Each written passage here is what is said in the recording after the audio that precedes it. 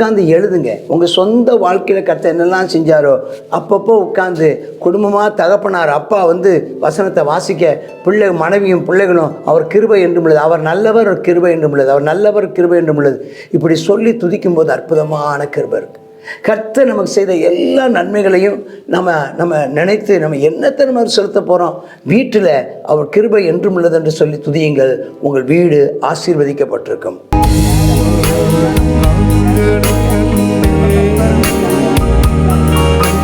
குணமாகி போனதையா தடுமாறும் கால்களை கண்டே எங்கள் குணமாகி போனதையா பாரமான என்று இறக்கி வைக்கவில்லை, கூர்மையான ஆணி என்று புறக்கணிக்கவில்லை, பாரமான சிலுவை என்று இறக்கி வைக்கவில்லை, கூர்மையான ஆணி என்று புறக்கணிக்கவில்லை. என்னையோ சித்தீரே, என்னை சித்தீரே, எனக்காக ஜீவன் தந்தீரே. என்னையோ சித்தீரே, என்னை சித்தீரே, எனக்காக ஜீவன் தந்தீரே. சங்கீதம் 136. கர்த்தரை துதியுங்கள், அவர் நல்லவர் கிருபை என்றும் உள்ளது. அப்போ 134ஆம் சங்கீதத்தில் கர்த்தரை துதியுங்கள், ஆமென், ராக்காலத்தில் கர்த்தருடைய ஆலய பிரகாரம் இருக்கிற ஊழியக்காரர்களை அவரை துதியுங்கள். 135 எதற்காக அவரை துதிக்கணும்னு சொல்லி 135லையும் கர்த்தர் செய்த எல்லா நன்மைகளையும் நினைத்து ஒவ்வொரு குடும்பமாக கர்த்தரை ஸ்தோத்திரம் பண்ணுறாங்க, கர்த்தர் செய்த அற்புதங்களை. இப்போ என்ன செய்கிறாங்கன்னா முறையாக கர்த்தரை துதிக்கிறார். ஆசாரியர்கள் சொல்கிறாங்க கர்த்தரை துதியுங்கள் அப்படின்னு சொல்கிறாங்க, மக்களெல்லாம் சொல்கிறாங்க அவர் கிருபை என்றும் உள்ளது என்று. அவர்கள் சொல்கிறாங்க தேவாதி தேவனை துதியுங்கள், ஜனங்கள் சொல்கிறாங்க அவர் கிருபை என்றும் உள்ளது. கர்த்தரை துதியுங்கள், அவர் கிருபை என்றும் உள்ளது. இப்போ நீங்கள் இன்றைக்கி இந்த 136ஆம் சங்கீதத்தை நான் சொல்லும்போது நீங்கள் விதமாக சொல்லும்படி நான் எதிர்பார்க்கிறேன். தம்பி நீங்கள் கூட என் கூட சேர்ந்து அவர் கிருபை என்றும் உள்ளதுன்னு சொல்லணும். ஒருவராய் பெரிய அதிசயங்களை செய்கிறவரை துதியுங்கள், அவர் கிருபை என்றும் உள்ளது.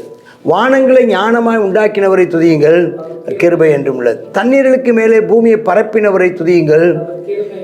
அப்போ ஆண்டு சூரிய சந்திரனை உண்டாக்கினவரை துதியுங்கள். அதுக்கப்புறம் எகிப்தினுடைய தலைச்சங்களை சங்கரித்தவரை துதியுங்கள். நம்மை இஸ்ரவேல் ஜனங்களை அங்கிருந்து புறப்பட பண்ணினவரை துதியுங்கள். நம் பாவங்களை மன்னித்தவரை துதியுங்கள். நம்மை சிலுவையின் இரத்தத்தினால் நம்மை மன்னித்தவரை துதியுங்கள். சிறந்த சமுத்திரத்தை 2ஆய் பிரித்தவரை துதியுங்கள். நமக்காக அற்புதத்தை செய்தவரை துதியுங்கள். நமக்கு விரோதமாக வந்த பார்வோனின் சேனையை கவிழ்த்து போட்டவரை துதியுங்கள். ஜனங்களை வனாந்திரத்தில் நடத்தினவரை துதியுங்கள். பெரிய ராஜாக்களை சங்கரித்தவரை துதியுங்கள். நமக்கு விரோதமாக இருக்கிறதான அது எதிரிகளையும் சங்கரித்தவரை துதியுங்கள். நமக்கு விரோதமாய் வந்த எல்லா சத்துருக்களையும் முறியடித்தவரை துதியுங்கள். நாம் தேசத்தில் ஆராதிப்பதற்கென்று நமக்கு ஒரு சொந்த இடத்தை தந்தவரை துதியுங்கள். நமக்கு மகிமையான அற்புதத்தை செய்தவரை துதியுங்கள். தாழ்வில் நம்மை நினைத்தவரை துதியுங்கள். ஆமென். நம்மை விடுதலை பண்ணினவரை துதியுங்கள். மாம்ச தேகமுள்ள யாவுக்கும் ஆகாரம் கொடுக்கிறவரை துதியுங்கள். பரலோகத்தின் தேவனை துதியுங்கள். அப்படி நம்ம சொல்லிகிட்டே போகலாம். நீங்கள் உட்காந்து எழுதுங்க. உங்கள் சொந்த வாழ்க்கையில் கர்த்தர் என்னெல்லாம் செஞ்சாரோ அப்பப்போ உட்காந்து குடும்பமாக தகப்பனார் அப்பா வந்து வசனத்தை வாசிக்க, மனைவியும் பிள்ளைகளும் அவர் கிருபை என்றும் உள்ளது, அவர் நல்லவர் கிருபை என்றும் உள்ளது, அவர் நல்லவர் கிருபை என்றும் உள்ளது இப்படி சொல்லி துதிக்கும் போது அற்புதமான கிருபை இருக்குது. கர்த்தர் நமக்கு செய்த எல்லா நன்மைகளையும் நம்ம நினைத்து நம்ம என்னத்தை நம்ம செலுத்த போகிறோம். வீட்டில் அவர் கிருபை என்றும் உள்ளது என்று சொல்லி துதியுங்கள். உங்கள் வீடு ஆசீர்வதிக்கப்பட்டிருக்கும். ஆமேன், ஆமேன். God bless you.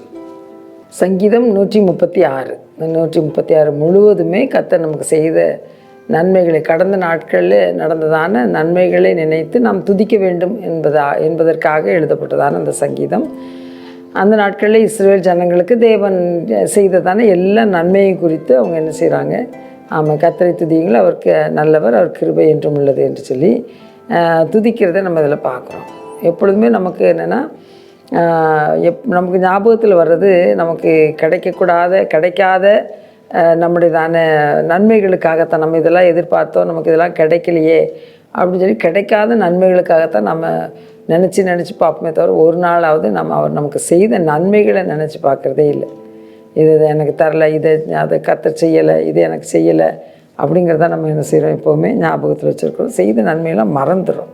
இன்றைக்கி நம்ம என்ன செய்வோம், நம்ம எழுதி கர்த்தர் நமக்கு செய்த எல்லா நன்மைகளுக்காக நம்ம எழுதி அவருக்கு நம்ம நன்றி செலுத்துவோம். நன்றியுள்ள இருதயத்தோடு நம்ம காணப்படுவோம். நம்ம அறியாதிருந்த காலத்திலும் நம்மை பெயர் சொல்லி அழைத்து நம்மை தமக்கென்று தெரிந்து கொண்டாரே. நம்மை நித்திய ராஜ்யத்துக்கு நம்மை சொந்தமாக்கினாரே. நித்திய ஜீவனை நமக்கு கொடுத்தாரே. இந்த உலகத்தில் எத்தனையோ ஜனங்கள் அவரை அறியாதிருந்த போது அவர் நமக்கு நாமம் தரித்தார். அவர் நம்மை தம்முடைய பிள்ளையாக சுவிகார புத்திரராக தெரிந்து கொண்டாரே. இதற்காக நாம் நன்றி செலுத்தி நாம் இந்த வேளையில் ஜெபிப்போமா? கர்த்தாவே உமக்கு நன்றி ஏசப்பா, ஸ்தோத்திரம் ஏசப்பா, உமக்கு நன்றி.